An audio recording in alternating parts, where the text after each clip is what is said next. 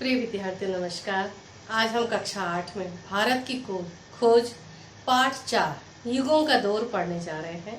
पिछले अध्याय में हमने देखा कि किस तरह से सिंधु घाटी सभ्यता का जब उत्खनन किया गया और भारत के इतिहास का एक स्वर्णिम अध्याय प्रारंभ हुआ। उसके बाद जो है जवाहरलाल नेहरू बताते हैं कि किस प्रकार से ये दौर बढ़ता गया। 6 से 7 हजार वर्ष पूर्व भारतीय सिंधु घाटी सभ्यता के क्रम से जब हम आगे बढ़ते हैं तो किस प्रकार से वैदिक काल का प्रारंभ हुआ और किस प्रकार से भारत में शिक्षा और राजनीति अपने चरम पर बढ़ती चली गई और युगों का दौर जो है इस प्रकार से शुरू हुआ और कई युग जो है बीतते चले गए।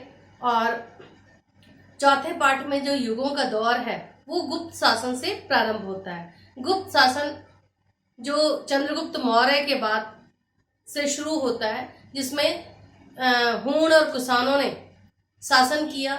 सुंग वंश के बाद जो है गुप्त वंश की स्थापना हुई और गुप्त वंश में समुद्रगुप्त जो महान शासक के रूप में, जिनके इतिहास को भारत में स्वर्णिम रूप में जाना जाता है, यानी भारत का स्वर्ण काल के रूप में समुद्रगुप्त का जीवन और राजनीति को जाना जाता है, जिसके समय में भारत अपने चरम उत्कर्ष पर पहुंचा था। समुद्रगुप्त को भारत का नेपोलियन भी कहा जाता है। इस प्रकार से गुप्त वंश से हम ये पाठ शुरू करते हैं और आगे बढ़ते हैं। चलिए, सबसे पहले गुप्त शासन में राष्ट्रीयता और समाजवाद। मौर्य साम्राज्य की जब समाप्ति हुई, मौर्य साम्राज्य में आपने देखा कि किस प्रकार से चाणक्य ने चंद्रगुप्त मौर्य को शासन पर पदस्थापित किया और उस शासन को एक सुदृढ़ और एक विराट रूप में प्रकट किया और सम्राट अशोक ने उसे और भी ज्यादा प्रसिद्धि पर पहुंचाया।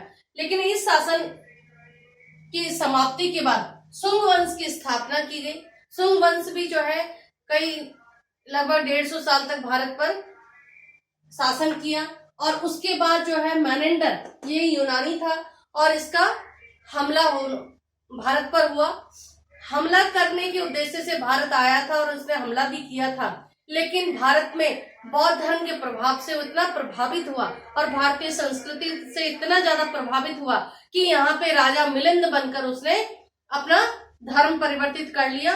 और राजा मिलिंद के रूप के बारे में हम इतना जानते हैं कि वो भारत में एक महान संत के रूप में स्थापित हुआ, यानी महान संत के रूप में राजा मिलिंद को, जो कि मेनेंडर से मिलिंद बना था, के रूप में हम जानते हैं। भारतीय इतिहास में उसको बताया जाता है। और इस तरह से यूनानी भारतीय संस्कृति का मिलन हुआ, यानी यूनानी भारत में आके भारतीय संस्कृति और विचारों से इतने प्रभावित हुए कि मिलिंदर, जो कि एक आतंक फैलाने के उद्देश्य से, लूटपाट के उद्देश्य से भारत आया था, वो भी भारत के धर्माचार के प्रभाव से बौद्ध बन गया और एक महान संत के रूप में, जिसको भारतीय इतिहास में जाना जाता है। तो इस तरह से यूनानी और भारतीय संस्कृति का मिलन यहाँ से प्रारंभ होता है।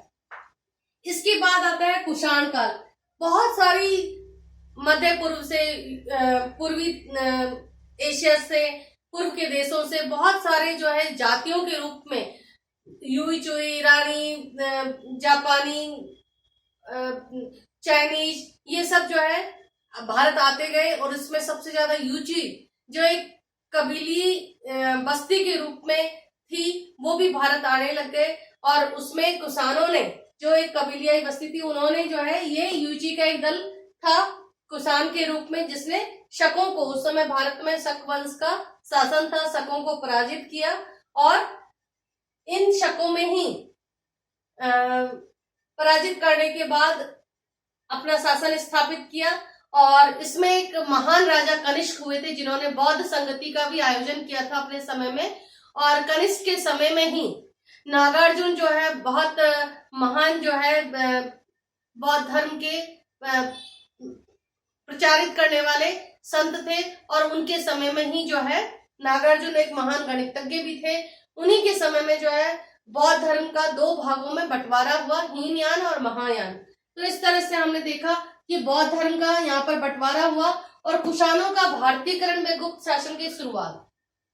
चंद्रगुप्त के समय से ही जो है बहुत विदेशी जातियां भारत में आती रहीं, लेकिन भारत की संस्कृति का इतना प्रभाव था कि भारत में ये विदेशी जातियां आती गई और उनका भारतीयकरण होता गया और वो भारत की संस्कृति में इस प्रकार से मिल गए कि उनको विभेद करना बहुत मुश्किल होता गया। तो इस तरह से चंद्रगुप्त ने विशाल साम्राज्य की स्थापना की थी। अनेक जाति जो है भारत में निरंतर आते जा रहे थे, लेकिन लगातार इस प्रकार से कई विदेशी जातियां जो आती जा रही थी और भारत की संस्कृति, सभ्यता और धर्म पर अपना प्रभाव छोड़ रही थी, तो कुछ राष्ट्रवादी लोग जो कि अपने राष्ट्र की भावना और अपने धर्म की भावना से बहुत पूरित थे, ऐसे लोगों ने विद्रोह करना शुरू किया और यहीं से पहली बार भारत में राष्ट्रवाद का विकास हुआ।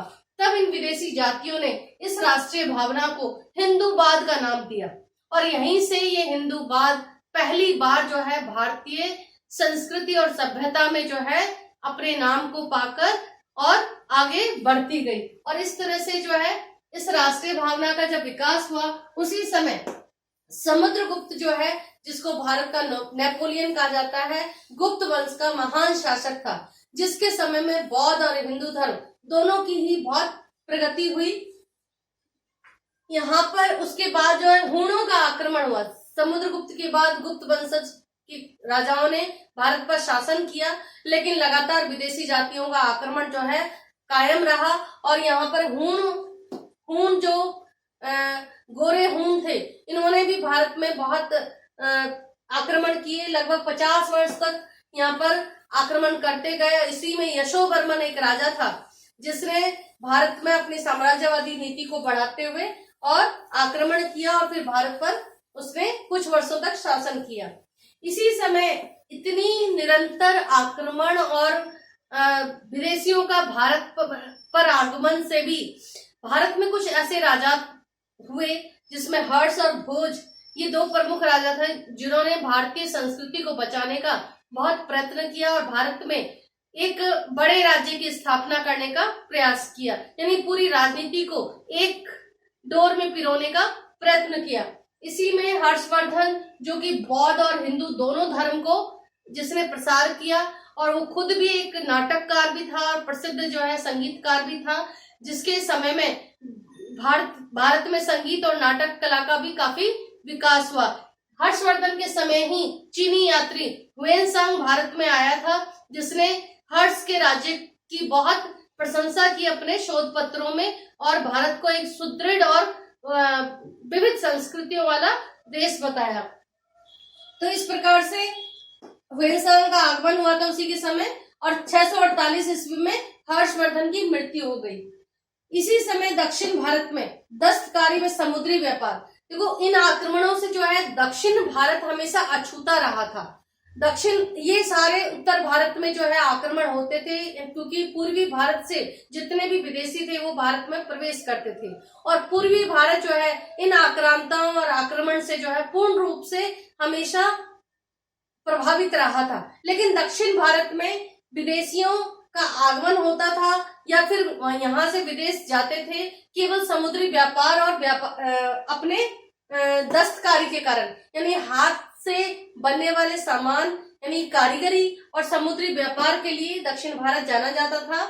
और उत्तर भारत में आक्रमणों से तंग आकर बहुत सारे शिल्पी, राजमिस्त्री, दस्तकार जो उत्तर भारत के थे, जो कि वास्तुकला को जानने वाले थे, जो शिल्पी को जानने वाले थे, जो राजमिस्त्री थे, ऐसे लोग उत्तर भारत यानी पूर्वी भारत से जो आक्रमण होते रहे उनसे तंग आकर वहां से वो चलकर और दक्षिण भारत में आकर बस गए। यानी कि ये ऐसे लोग जो महान लोग थे, जो शिल्पी थे, जो दस्तकारी थे, जो राजमिस्त्री थे, अपनी कला को बचाने के लिए और संरक्षण देने के लिए उत्तर भारत और पूर्वी भारत को छोड़कर वो आकर दक्षिण भारत में बस गए। और इस प्रकार से जो है ये शांतिपूर्ण विकास और युद्ध के तरीके, यानी कि उस समय भी भारत इतनी आतताइयों, आक्रमणकारियों से त्रस्त होते हुए भी उसके विकास में कहीं से विराम नहीं लगा, यानी अपने विकास को निरंतर धीमी गति से वो अग्रसर होता रहा और साथ में युद्ध के तरीके भी बदलते गए। मौर्यों के बाद कुषाण, उसके बाद गुप्त वंश, दक्षिण में आंध्र, चालुक्य, राष्ट्रकूट आदि शासन व्यवस्था लगभग 200 से 300 वर्ष तक चलती रही। यानी कि इतने आक्रमण के फलस्वरूप भी भारत में कहीं ना कहीं 200-300 सालों तक जो है कुछ वंश परंपराएं ऐसी चलती रही, जिनके कारण जो है भारत में भारतीय संस्कृति बची रही और धीरे धीरे विकास जो है वो होता गया। इसके बाद आता है कि प्रगति बनाम सुरक्षा। अब यहाँ पर जो है भारत विकास तो कर रहा था, लेकिन भारतीयों में समन्वय को बढ़ावा दिया। आपने देखा कि प्रारंभ से ही जो है भारत बहुत सारे आक्रमणकारियों, आगमनकारियों या फिर जो भारत को लूटने के लिए, व्यापार करने के लिए, साम्राज्य विस्तार करने के लिए भारत आते गए और भारत में इस तरह से रच बस गए, क्योंकि भारतीय संस्कृति में जो समन्वय की विचारधारा थी, इसके कारण किसी भी विदेशी जाति को भारत में किसी भी प्रकार की परेशानी या कठिनाई का सामना नहीं करना पड़ा और भारत में आकर वो भारतीय बन गए। तो इस प्रकार से जो है इस समन्वयशील जो परंपरा थी, इसके कारण जो है भारत में बहुत सारी विदेशी जाति जो है उनका भारतीयकरण हो गया। अब इस समय नेहरू जी कहते हैं कि गांवों की मजबूत नींव और भारत की उदारता, भारत की संस्कृति और विचारधारा की जो समन्वयशील विचारधारा थी, और ये सब संभव तभी था जब भारतीय लोगों में उदारता की भावना जो है बहुत चरम पर थी, और यही कारण था कि विदेशी जातियों को भी उन्होंने आसानी से जो है अपने में समन्वय कर लिया और भारतीयकरण करने दिया। तो इस प्रकार से गांव में उस समय मजबूत नींव, ये उदारता के कारण विदेशी जातियों और संस्कृतियों के प्रभाव जो है भारत में रच बस गए, और उसके कारण जो है भारतीय जो प्राचीन संस्कृति थी उसमें इन विदेशी संस्कृति का भी प्रभाव दिखाई देता है, और गांवों में जो है यही एक मजबूत नींव का कारण थी। इसके बाद आता है कि भारत का प्राचीन रंगमंच, यानी कि भारत में नाटक और रंगमंच की प्राचीन विचारधारा रही है। इसमें सबसे पहले भास के नाटक, 13 नाटकों का संग्रह जो है हमें देखने को मिलता है। भास के बाद जो अश्वघोष थे, उन्होंने बुद्ध चरित्र यानी महात्मा बुद्ध की जीवनी को सरल भाषा में लिखा, और इससे लोगों तक जो है महात्मा बुद्ध की जीवनी घर घर पहुंची, यानी कि जापान, श्रीलंका और भारत में चारों तरफ जो है बौद्ध धर्म अब अंतरराष्ट्रीय धर्म का रूप ले चुका था। तो इस तरह से जो है, और भारतीय पुराकथाओं पर भी आधारित कई नाटक और होते थे। हर्षवर्धन भी जो है महान नाटककार थे, उन्होंने भी 3 नाटकों की रचना की। तो इस तरह से कालिदास भी उस समय महान एक नाटककार के रूप में थे, जिनका मेघदूत बहुत प्रसिद्ध हुआ, जो कि प्रेमी के द्वारा अपनी प्रेयसी को जो है संदेश बादलों के माध्यम से पहुंचाता है। इसके अलावा जो है शूद्रक द्वारा मृच्छकटिकम यानी कि मिट्टी की गाड़ी। तो इस तरह से कई नाटककारों ने अपने जो है नाटक लिखे थे, और ये रंगमंच की परंपरा इस तरह से जो है बहुत लेखकों और साहित्यकारों के द्वारा भारत में ये पढ़ रहा था। मूल वेदों में नाटक के बारे में बताया जाता है। इसके साथ साथ रामायण और महाभारत में भी बहुत सारे नाटकों का उल्लेख था, और भाषा संस्कृत और प्राकृत, यानी इन नाटकों का जो है भाषा जो पढ़े लिखों का जो संवाद होता था वो संस्कृत में होता था, और अन्य लोगों, आम बोलचाल के लोगों के लिए जो है भाषा प्राकृत हुआ करती थी। तो इस प्रकार से आपने देखा, भास ने जो है 13 नाटकों का संग्रह प्रसारित किया था। कालिदास, अश्वघोष ने बुद्ध चरित्र, और कालिदास का शाकुंतला, ये बहुत सारी भाषाओं में इसको अनुवाद किया गया, यानी कि विश्व की कई भाषाओं, जो जापानी है, श्रीलंका है, पुर्तगाली है, अन्य कई भाषाओं में जो है इसका अनुवाद किया गया था। संस्कृत भाषा की जीवंतता और स्थायित्व, आप देख रहे हैं कि 2600 वर्ष पूर्व पाणिनि ने व्याकरण के नियम के सूत्र लिखे थे। संस्कृत भाषा में व्याकरण के नियमों का एक संग्रह पुस्तक के रूप में पाणिनि ने अष्टधाई लिखा था, जो कि 2600 वर्ष पूर्व के करीब लिखा गया था। तो इस प्रकार से संस्कृत ज्ञान और भाषा शैली भारत में किस प्रकार से प्राचीन काल से अभी तक जीवंत थी, और एक अपना स्थायित्व लिए हुए थी, जो कि आज भी हमें देखने को मिलता है। यानी कि संस्कृत ऐसी जीवंत और स्थायित्व भाषा है कि कई शब्द तो जो है आज तक किसी अन्य भाषा में उसके अनुवाद नहीं हो सके, यानी उसके ऐसे मूल शब्द हैं जिनका दूसरी भाषाओं में अनुवाद नहीं किया जा सका है अभी तक। तो इस प्रकार से सर विलियम जॉन्स ने संस्कृत के लिए जो है वो कहते हैं कि यूनानी लातिनी से अधिक पूर्ण और ये उत्कृष्ट भाषा थी और सबकी जननी के रूप में, यानी कि प्राचीन आर्य भाषा होने के साथ साथ सारी मूल भाषाओं की वो जननी के रूप में संस्कृत को मानते हैं सर विलियम जॉन्स। और वो कहते हैं कि ये यूनानी और लातिनी से भी बहुत उत्कृष्ट और पूर्ण नैसर्गिक भाषा थी। साथ में कहते हैं दक्षिण पूर्वी एशिया में भारतीय उपनिवेश और संस्कृति। उपनिवेश का मतलब होता है कि किसी दूसरे देश में अपनी संस्कृति को बढ़ावा देना और अपनी संस्कृति और अपने व्यवहार को बढ़ाने के लिए जो है केंद्र स्थापित करना। तो इस तरह से भारत में ये साम्राज्यवाद की ही जो है एक दूसरे रूप के रूप में हम अभिव्यक्त कर सकते हैं कि यहाँ पर जो है अपनी संस्कृति और धर्म का प्रसार करने के लिए लोग जो है दूसरे देशों में केंद्र स्थापित करते हैं। तो भारत में प्राचीन काल से बृहत्तर भारत, जिसमें आप देखते हैं जावा, सुमात्रा, कंबोडिया और श्रीलंका, बर्मा, ये सारे जो है ये बृहत्तर भारत के ही उदाहरण के रूप में हम दे सकते हैं कि जहाँ पे भारतीय, हिंदू और बौद्ध संस्कृति बहुत तेजी से विकास को प्राप्त हुई। विदेशों पर भारतीय कला का प्रभाव, जिस तरह से भारतीय संस्कृति और भारतीय धर्म प्रसारित हुए, उनके साथ साथ भारतीय कलाएं भी जो है विदेशों में देखने को मिलता है। बोरोबुदुर और अंकोर वाट, जो कि कंबोडिया में प्राचीन विश्व के सबसे बड़े हिंदू मंदिरों के रूप में देखे जाते हैं, वह भारतीय शिल्प का जो है उदाहरण आप देख सकते हैं। इसी प्रकार से भारत में भी बहुत सारे मंदिरों में, दक्षिण के मंदिरों में जो है यूनानी और गांधार शैली का प्रभाव आप देख सकते हैं।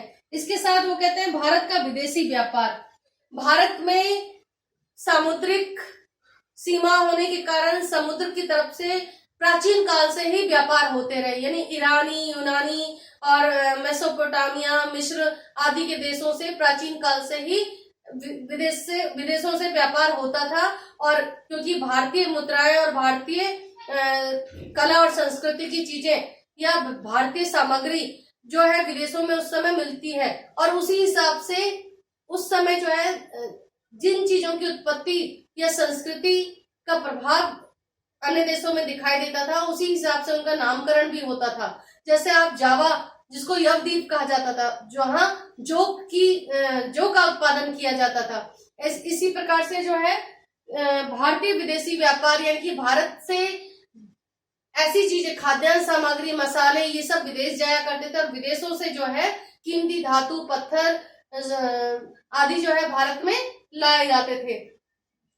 प्राचीन भारत में गणित शास्त्र, कहते हैं ज्यामिति, अलजेब्रा आदि का सूत्रधार जो है भारत ही था।